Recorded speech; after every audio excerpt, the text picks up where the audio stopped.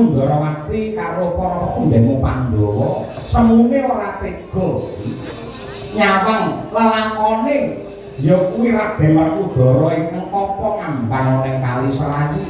Aku karo kowe dadi Panakawan aja mung seneng-seneng ayo ditutne lakune bendaramu.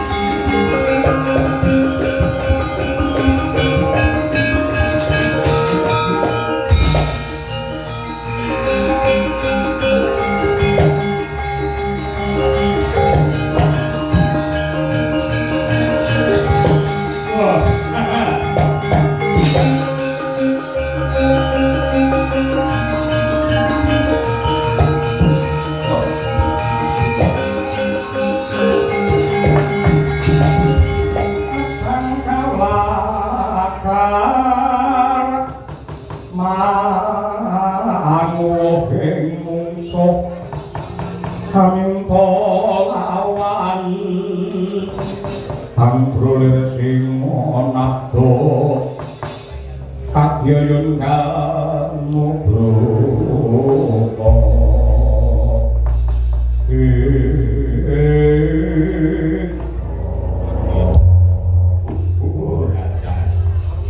ana wong bagus sing munggingluk nyawang karo wayangane dhewe.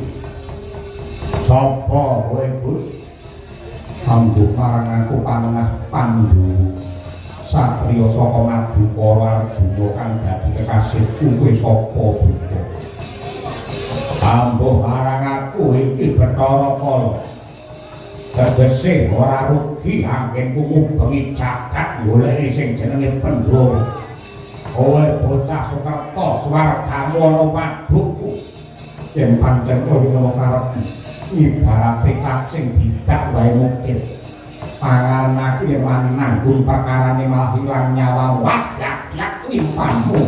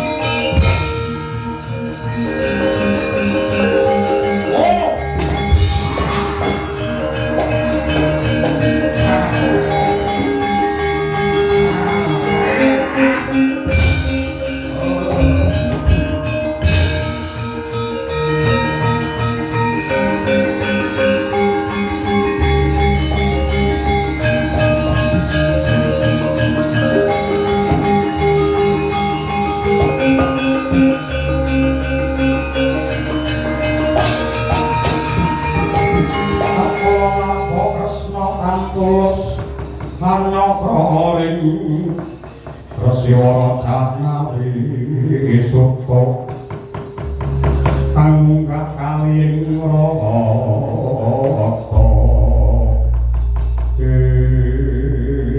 Kakang Badranaya Sinur Prabu Ndrawati wonten napa sih Padha pirsanana Kakang anggone para Pandhawa bakal tumuju ana Kali Serayu ana sing dadi bebedu buta krembyah sing gedhene kiwat ukur lan wujute ngediwisi yen ra kleru kae Bathara Kala momongan Pandhawa Yayi Puntadewa Yayi Arjuna kembar dipangan kala dudu karepe dhewe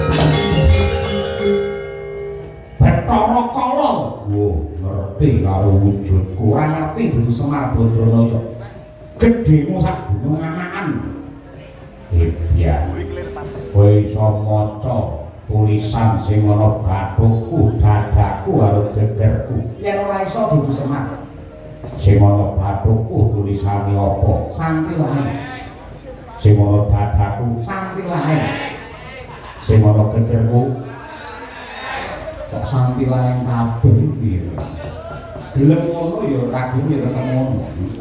Ayo ngomong aku Pandhawa balekno lepen. Bose. Pandhawa durung entuk pangruwatan.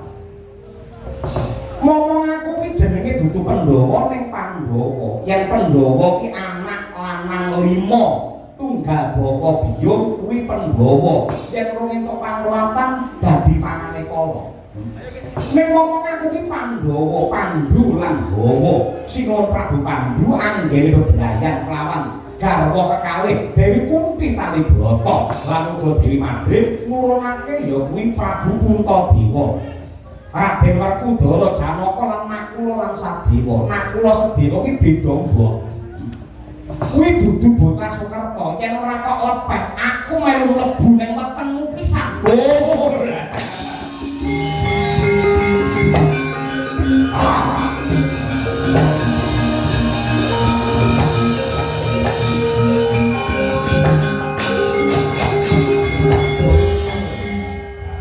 Wetengku malih potong meneh lho Semar. Wis kuwi urusanmu. Kanane mangane res area yo ora mangan dhewe wis ngono. Maneh. Lur kepiye apa lakon aku mati kaliren kuwi perkaramu. Kowe tak kandhani. Dumadine watak ki saka pekareman. Wong yen karep dadine pakulinan. Maka watakmu ki nista durhaka. Kowe golek parek kena, golek mulya kena, ning aja ngidek-idek karo wong liya.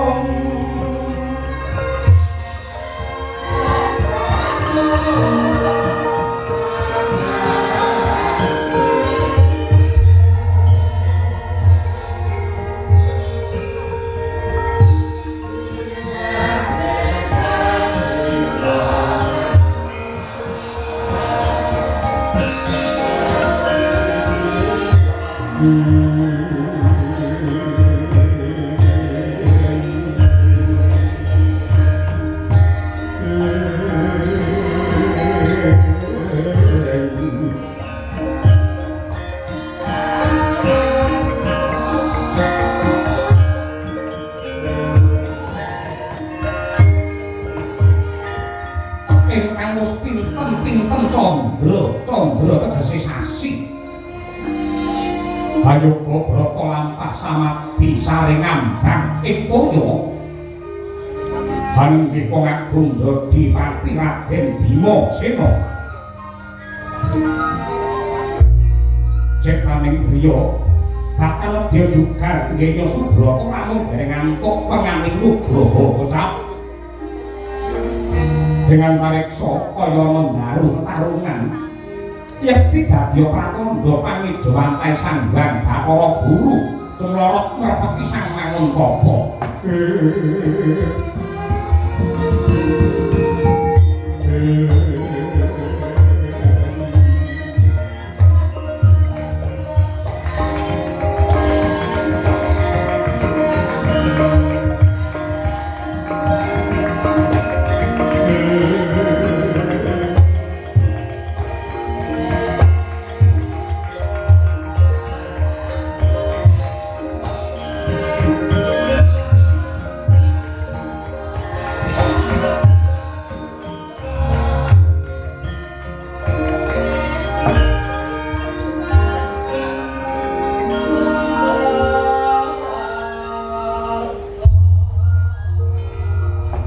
Sanging talaga kati langit mambang tanpa sulan upamaneka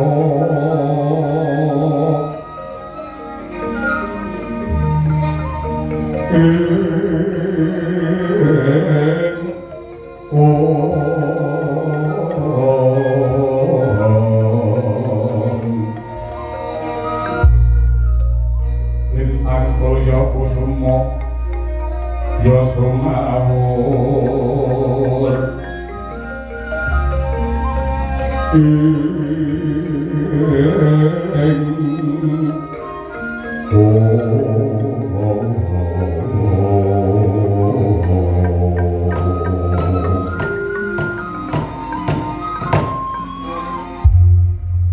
Nuwun sewu Rama Pepulun tetela leres awartos ingkang tinampi menika Werkudara tapa ngambang wonten lepen Serayu.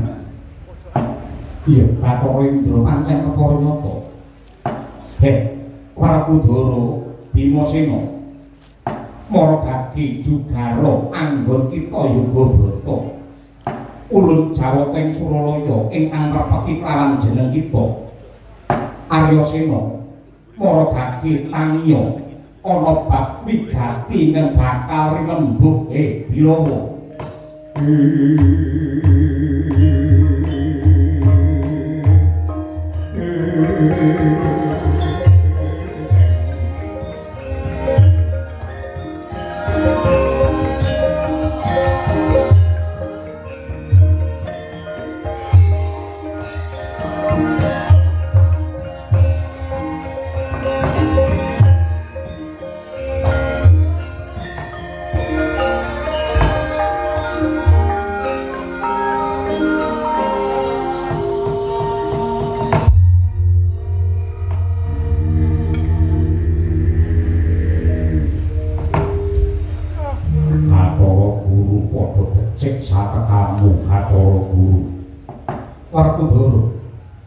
Nadyanto jeneng kita ora bisa basa nanging aja banget-banget anggon nyepelekake marang Dewa.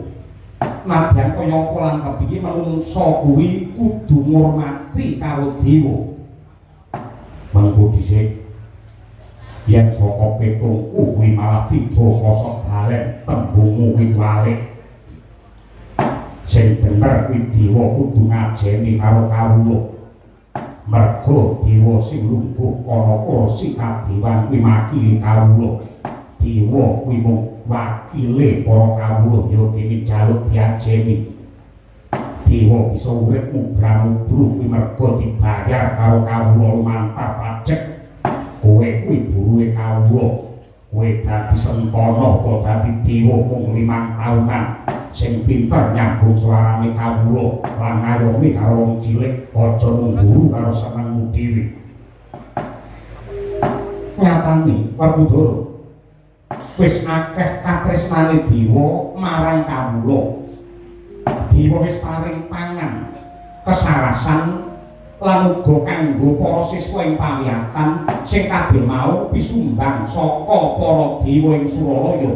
Tembungmu wis salah ning kaprah. Tembung pisumbang utawa bantuan saka dewa kuwi kleru. Mergo sing kok nggo bantu kuwi yaktine duwite para kawula, duwite wong cilik. Apa meneh yen ana tembung beras kanggo wong miskin, kuwi yaktine tembung sing larani atine wong cilik. Mergo sejatine sing miskin kuwi dudu kawula, ning para-para ing dadi pejabat tambangan sing nyatane mlarat keserakat ketitik wani grogoti bandane kawula.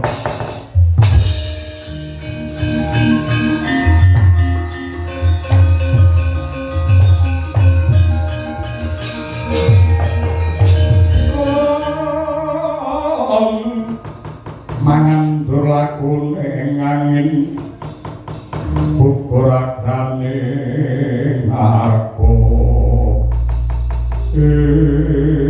nyomo dipati kepiye piye kula kemawon ingkang jagongan Bu Werkudara saiki ora susah ngrembug babakan kuwi.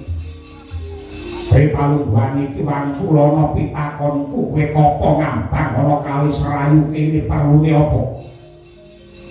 Aku gayuh sing nugraning Gusti kanggo sarana kamulyane kawula Ngamarta sing palungguhan iki lagi prihatin. Werkudara nanging yo kene gayuh kanugrahan kok patrakmu kaya mengkono ketipik tapa tumumpang banyu ana kali Serayu.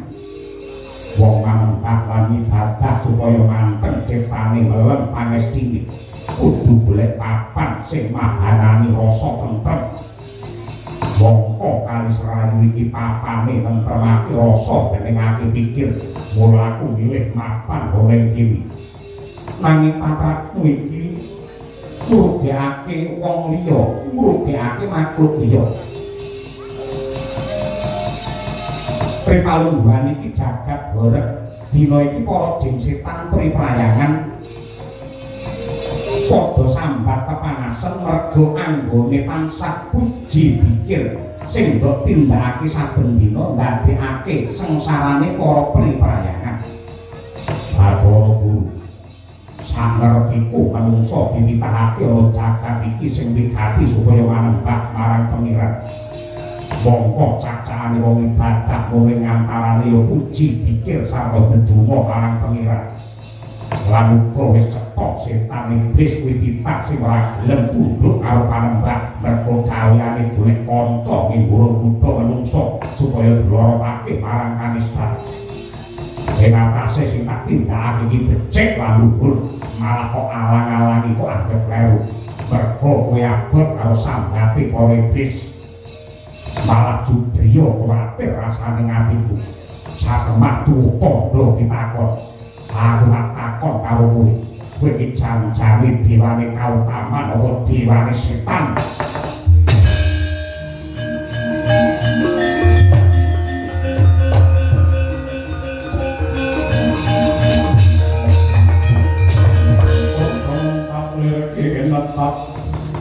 Supaya yaksini pijojo kanawi ngobangis asumpo sidang sekaring bawora sekolah mungko jeneng kita pancen ora kena ginawi becik Yama Diwati wonten dawuh paman dhuwur aja wedi kamila landangen banjuten Werkudara cemplung ana ngadyane kawah Candra Dinupa.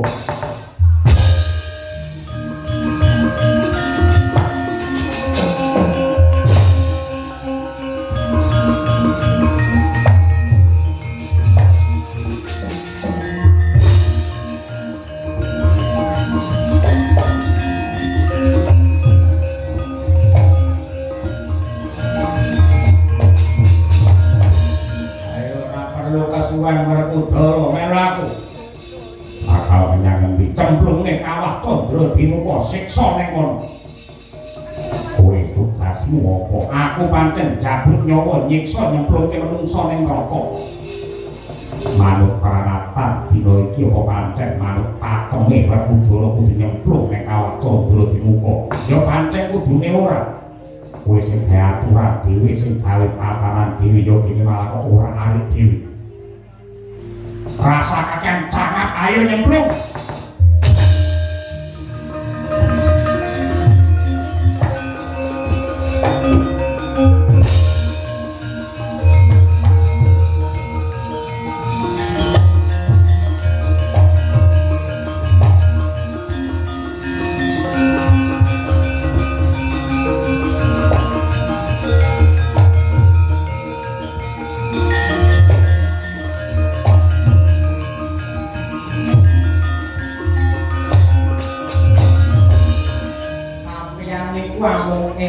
Enak niku pripun? Kok mung mangku tangan niku kados pundi Sinur Prabu Ngamarta lan Ndorowati. Sing mbok kesake kepiye Kakang Semar? Ha, jenengan mboten mirsani. Adimu Werkudara ditemoni dewa sakmangke diglandang Yama Dipati badhe dipun cemplungaken madyaning Kawah Candra dimuka. Jare supaya Pandhawa niku ibarate ndok sapetarangan mukti siji mukti kabeh, mati siji kabeh wilani. Ning ngerti dulure kae delak-delak sampe ro mbegeget niku pripun?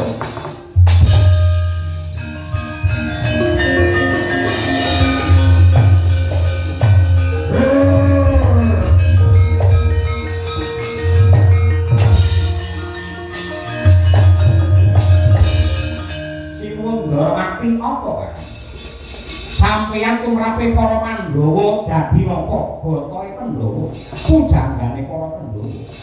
Nika yen nganti cilik lara gedhe mati, mongko matine ngrukepe kautaman. Kira-kira sing dosa sinten?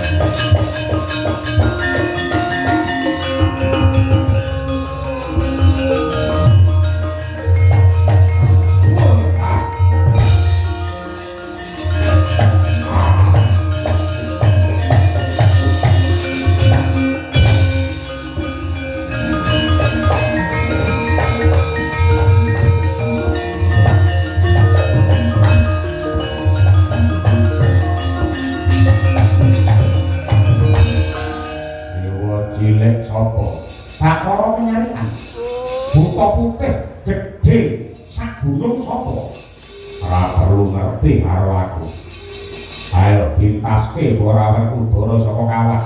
Dheweke nampa pidana jumbuh karo dosa kaluputane. Dosa-dosa apa? Yen dewa bae ora iso jejekne adil lan hukum, apa arep ngorak-marik tatanan jagat. Kowe ngerti apa? Ngerti apa piye?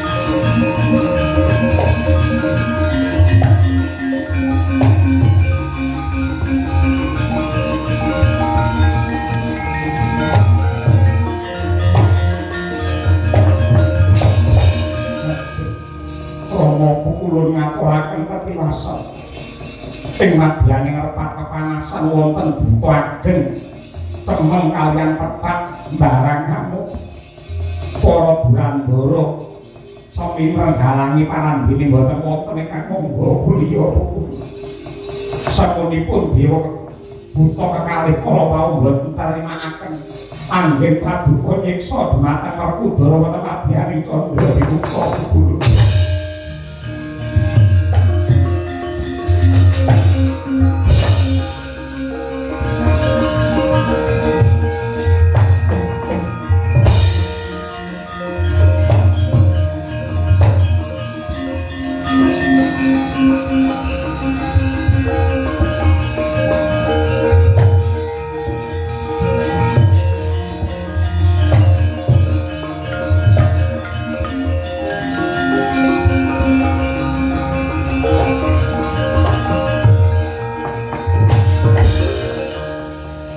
Werkudara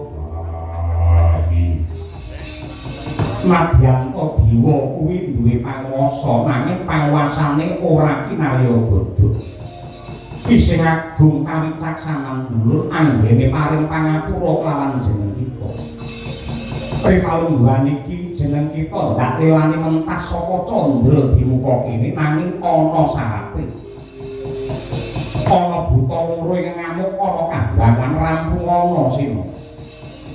Yen aku mentas saka kawah banjur mulih ning negaraku kaya kawulaku isih padha prihatin isih padha jerit lan nangis. Tegese baline Werkudara Puspa tanpa gunung. Sumpahku gelem bali lamun wis gendong nugroho.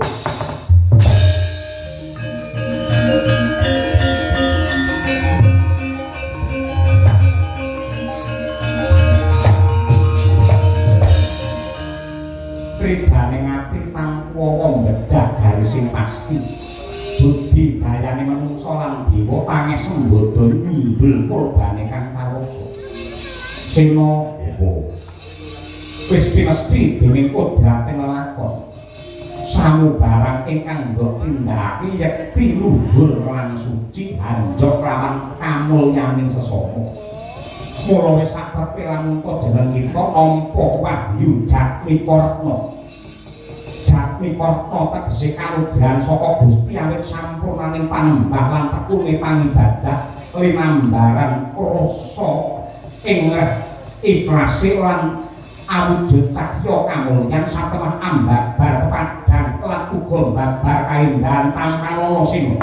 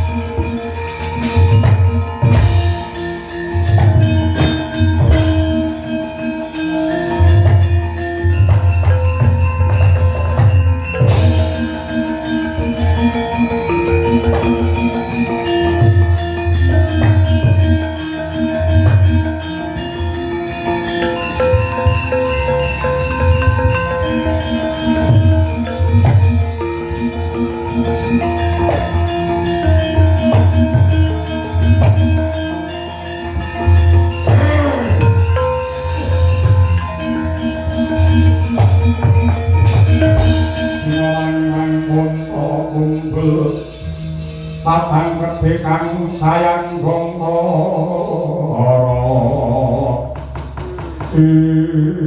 Duramrata Jayamrata kerebutan aku sayuta mara saketi wuri ampyaken kaya wong dala rebutan kaya menjangan mati ana wong kakak malang kakak ning ngarepku sapa jenengmu kowe Werkudara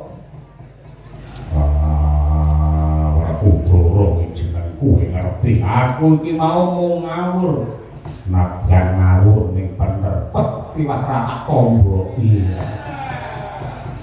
eling ayo kandhingana aku yen pancen aku dadi jagone dewa bareng aku ngarep ngerti wujud kuwi jane buta apik kuwi buta becik adate buta iki mesti galak medeni gawe giris ning kowe iki buta lemu loro lak sawanganku kabeh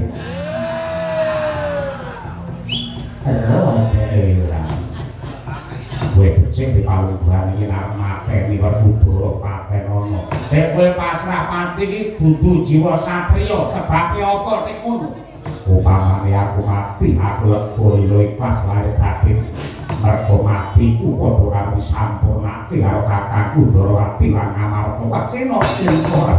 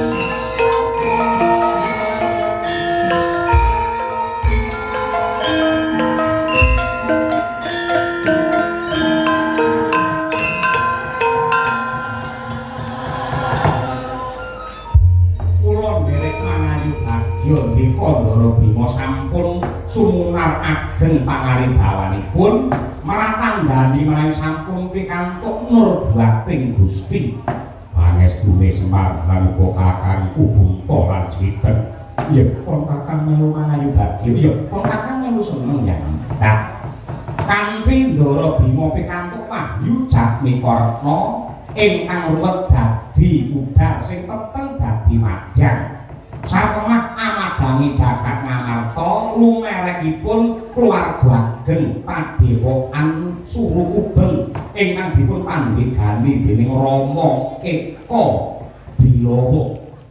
Mugi-mugi dados Rama yuwananing jagat tanpa beda kaya damar utawa obor, tanpa beda kaya sasangka ingkang semu endah. Wontenipun damar lan sasangka satemah ambabar dumateng samudraning kabejan. Yo matur Semar. Kula ingkang ayahi wajib promasi kathah ing rekal patanipun mila nyuwun dume samudra pangaksami sabeja-bejane sing lali sing beja sing eling lan waspada. Punangka tandha syukur awak beksa sawetara mangsa bareng Den.